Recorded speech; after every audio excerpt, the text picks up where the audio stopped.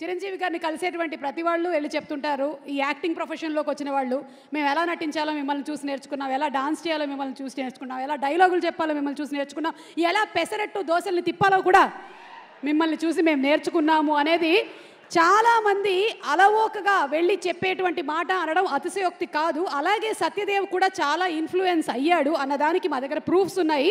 ఒక్కసారి ఫొటోస్ చూద్దామా? సత్యదేవ్ ఫ్లాష్ బ్యాక్లోకి వెళ్తే అనగనగనగా ఒక కుర్రాడు, ఆ కుర్రాడి పేరు Satyadev.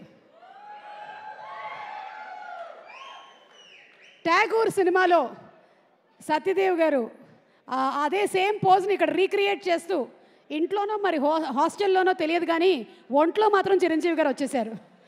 Okay, picture number 2 please. అది ఒక్కసారి అక్కడ మైక్ ఇవ్వండి.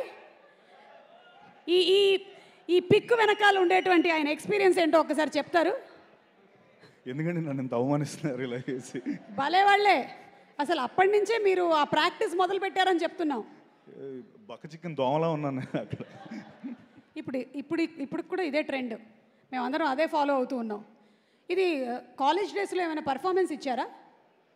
ఇచ్చానండి. నా ఫ్రెషర్స్కి మిస్టర్ సిఎస్సి, నేను మహారాజా కాలేజ్కి మిస్టర్ సిఎస్సి అన్నయ్య సాంగ్స్ డ్యాన్స్ వేసి మిస్టర్ సిఎస్సి 4 ఇయర్స్కి నేనే అనమాట. వా, కంగ్రాచులేషన్స్. సారీ, ఆ రోజు నేను కలవలేకపోయాను, ఈరోజు చెప్తున్నాను. Thank you. Okay, next picture అదిగోండి, అదే.